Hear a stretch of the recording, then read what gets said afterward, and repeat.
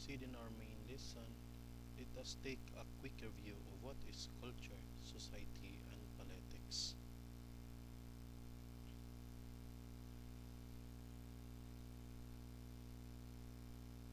Okay, here in the picture presented is what is your definition or how do you describe politics? Well, how do you describe government and how do you describe society?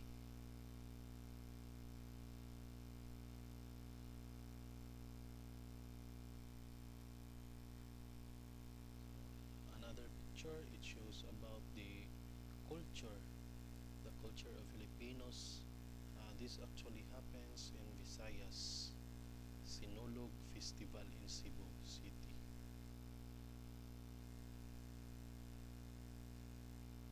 Another, this is how Filipinos show respect to their elderly, especially to their parents or grandparents.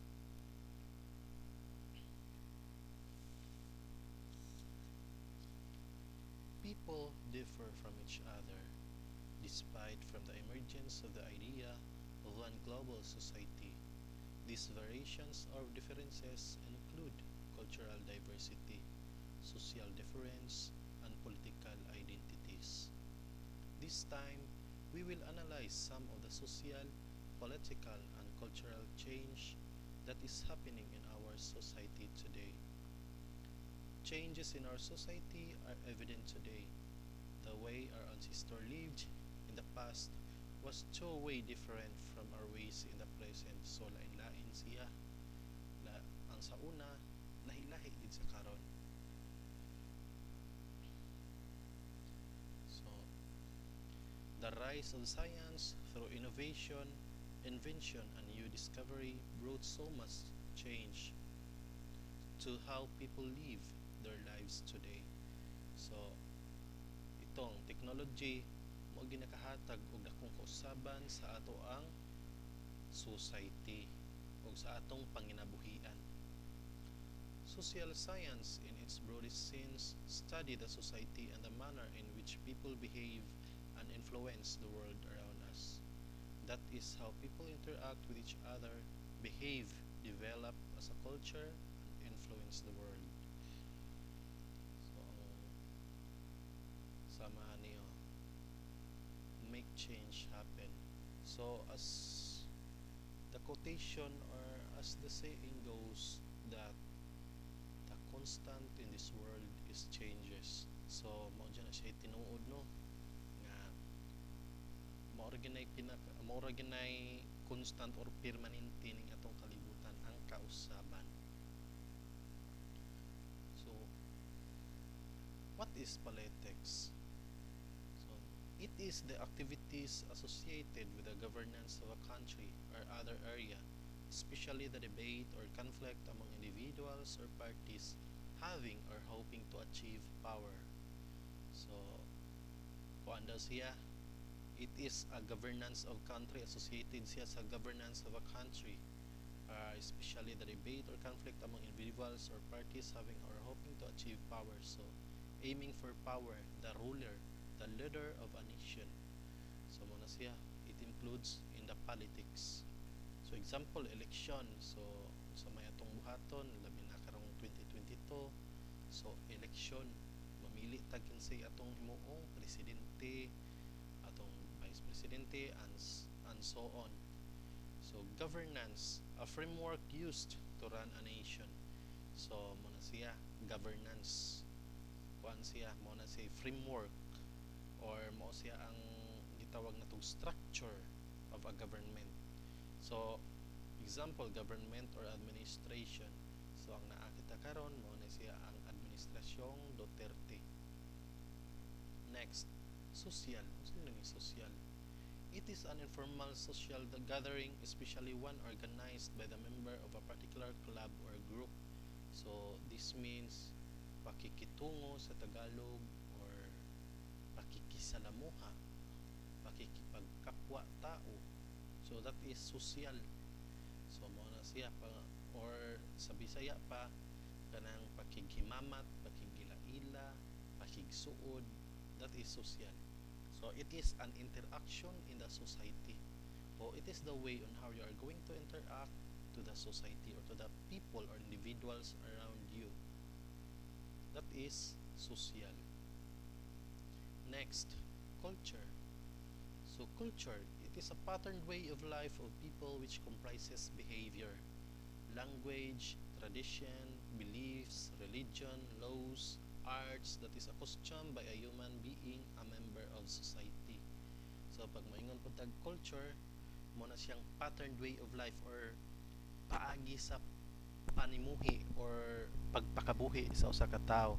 So for example, comprises behavior. So maingon tag behavior, kinaiya or ang likas na katangian.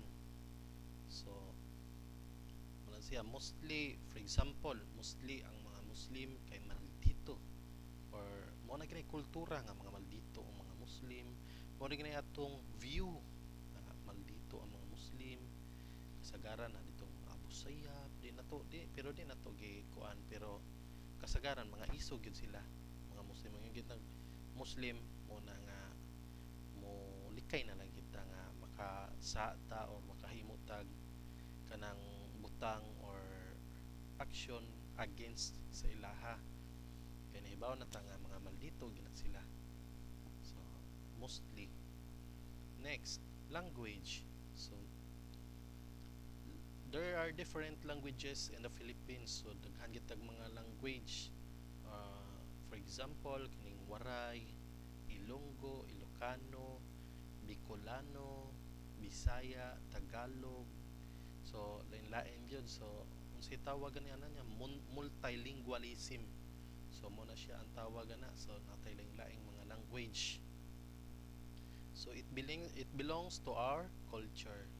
Next, tradition.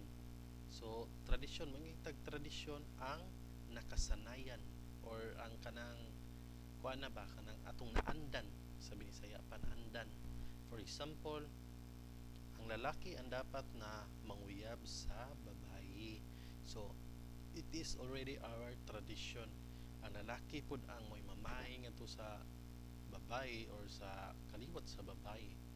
Then ang lalaki pud ang mo-propose og kasal. Ang lalaki mao'y manguyab, dili gabi sa dako pag gusto ang babae, ang lalaki gihapon may manguyab. So mo na atong tradisyon kay laway tan-awon nga sa atong tradisyon, laway tan-awon daw nga ang babae may manguyab sa lalaki. So inana ba? The next, beliefs. So kaning mga patuo-tuo or tinuod, kaning patutuo lang, mao na siya. So beliefs, for example, we believe that there is an encanto or engkanta, kanang mga engkantada, mga engkanto, mutuota na mga diwindi, mga dwarfs or mga kuan kay gikan pa na sa atong mga ninuno or sa atong mga katigulangan. So mo na itong gituuhan na tuota, beliefs, o kasagaran na mga superstitious beliefs. Ama for example, nagbiyahe ka unya na nilaba nga iring ito may ngunit ay padayon kay kanang it means bad luck. So that is a scientific belief. Next, laws. Ari po sa balaod. So lain-lain man, in every nation there is an abiding laws. So naagi na lain-laing balaod. Kaya ang law, it defines the rule, it is a rule or kaning dapat nimong sundon. Then it is also what you say for this, kuan ni siya kanang usa ka proseso, o usa na siya ka proseso pud ang balaod, kay naa siya daghan nga kuan, it is objective. So objective na siya, buti pa sabot makita gani mo or imo yung tamdan. So that is objective. Laws, objective na siya, binuhat na siya.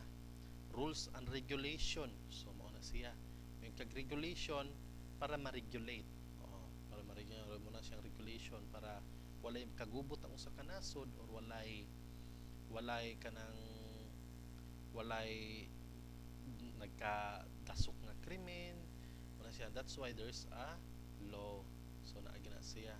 That's why na say na innocence of the law excuses no one. So dili ka pwede ma-excuse sa balaod. Then ang kada nation naa gina sa iyahang balaod or law. For example, ang kaning ang kaning lain-lain man no kay kultura na tong mga Pinoy nga dapat gyud kining makasal ka sa usa ra gid ka babae, or kung ikaw lalaki or ikaw babae, makasal ka sa imong regyo bana. Kung panalitan ron kasado mo nya kanang nangita ka og lain, nakauyab kag lain, pwede kang makasuhan og adultery. O mingagi kag adultery, mao na siya ang ginabuhat or ang kaso nga pwede mapriso ang lalaki o ang babae kung panalitan na siya laing kabit. So mo na siyang kabit. Pero tugay na gina mao na ginay kuan kay naa gina sa Ten Commandments nga do not covet your neighbor's wife, do not covet your neighbor's husband. So mao na siya. Adultery ang pwede ikaso na. Then kung diri sa atoa ang kani nga balao diri mapriso ra, pero kung for example adto sa Middle East, kung masakpan ka ginana, bitay ang hukom ana. So naay nagkalain-lain na kultura na nato nga kanang dire kung panalitan kuan mo na siya mapriso lang, or kay nakuan man na siya sa balaod nato, lahi man ang atong balaod, lahi pod ang sa laing nasod. Dayon arts, so kung unsang atong mga arts diri maybe na ikaparihas or mas labi ang kanang lain-lain gani. So there's a diversity or nagkalain-lain. Then that is a costume by a human being or a member of society. So lain-lain siya sa usa ka individual o sa usa ka society. So for example, ang kaning sa ato ang mga Christians and sa Muslims, so wala ko gikuan, lain-lain pud sila. For example, ang Christian usa ra gyud ang iyahang bana, pero kung panalitan adto na ka sa mga Muslim, kung kaya na nimong buhion or makita nila inig kuan nila inig si tawag na to ani kanang ilang tan-awon ang kahimtang sa usa ka lalaki, kung kaya ba niyang buhion bisan pag napu kabuok asawa. So mao na siya ang kultura sa mga Muslim. As long as kaya nimong buhion, pwede. Pero sa Christian kinahanglan usa ra gyud. Kung panalitan mahimong duha ang imong sa dili na nimong mapakasalan ang ikaduha. So buti pa sabot na pwede ka makasuhan og adultery, mapriso ka. So mo na siya ang giingon, a custom by a human being, a member of society. So lain-lain gid siya kada society. So, kultura changes. So mo na ning changes. So mga kausaban, political change happens when the ruler in a nation lost power or the kind of governance in the nation. For example, nahitabo diri sa Philippines. So kada eleksyon mubotar ta kay we are a democratic republic. So naatay ang mga tao may naayos power para pagpili sa ilahang leader or liderato. So morning gitawag na tog political change kung pananglitan. For example, sa una si Benigno Aquino, lain ang iyahang pamalaod, ang iyang pamalakad. Karon kay pagdaabot sa eleksyon napildi ni Policy Duterte, so lain na pod ang pamalakad. So that is a political change. So mahitabo ni siya kung pananglitan. For example, internal, it can be done through significant events such as elections and rulers opt to end his power over, or through irregular events such as a coup d'etat or a rebellion. Coup d'etat or kudita. So ang basa ginan nga kudita. So or a rebellion. So mo ni say internal. So ako nahatag na kog example ganiha katong eleksyon. Din mo nga gitag kudita, so it is a power of the military. So military power ni siya, mura siya martial law. So wherein ang presidente or ang naghatag og special powers sa armed forces para maoy mo rule over the land.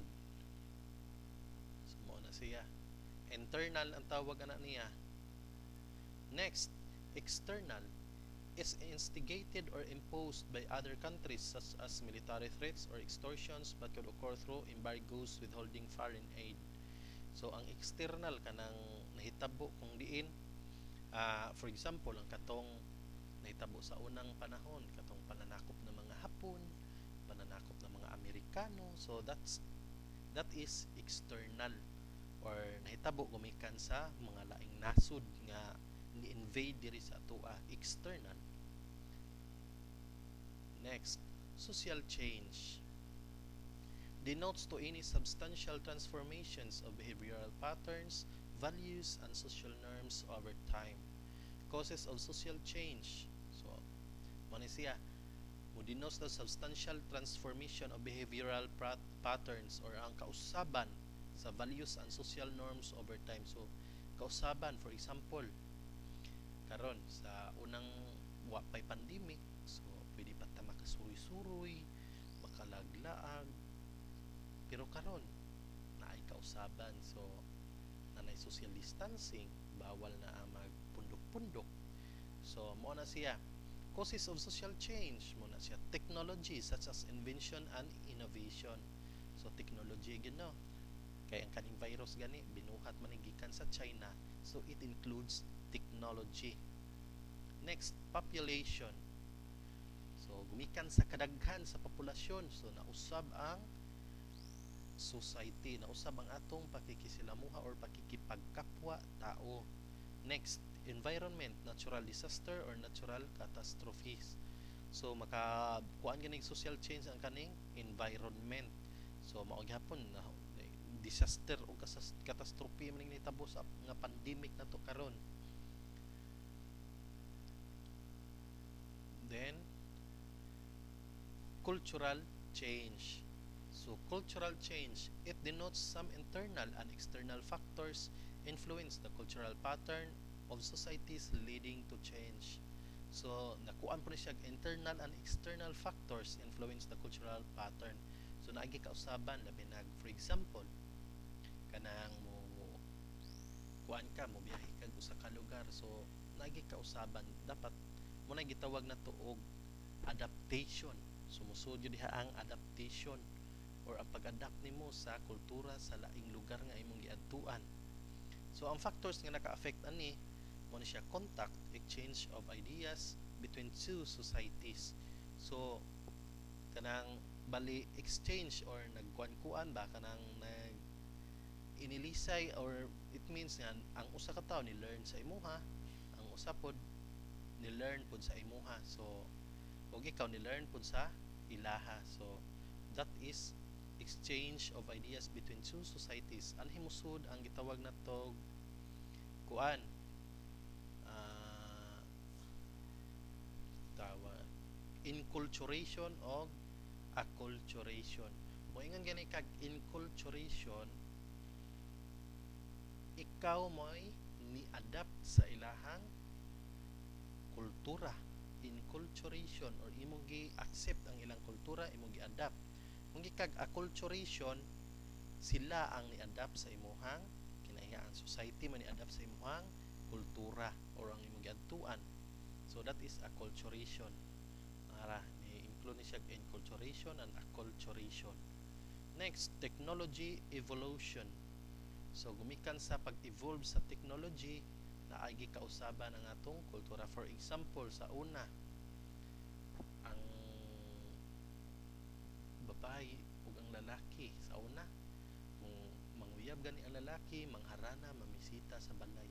Pero karon, gumikan sa technology evolution, pwede na lang sila magbagat-bagat atos banuhan. Ngano?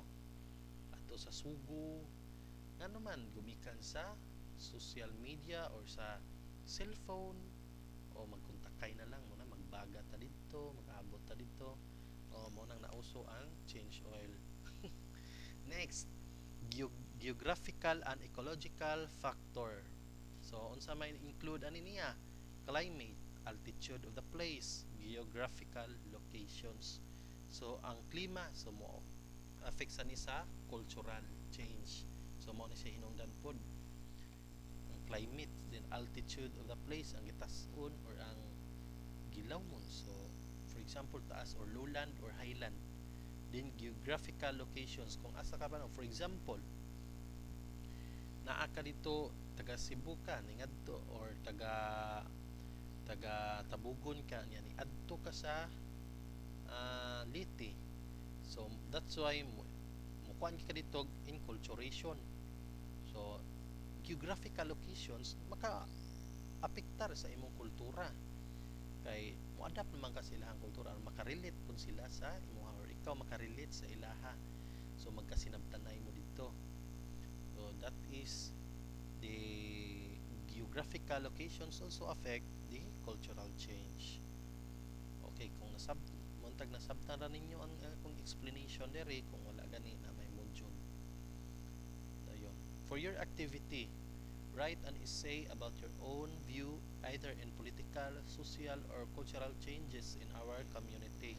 So, nagaingon mo magkuan ka, magsuwat kag usa ka essay imong view or point of view o unsa may imong nasabtan aning political, social, and cultural changes in our community. So mamili lang kag usa, either political imong i-focus, social imong i-focus, or cultural ang imong i-focus. So write it in a sheet of paper and submit it together with your summative test. So doon na ninyo submit sa summative test. And thank you.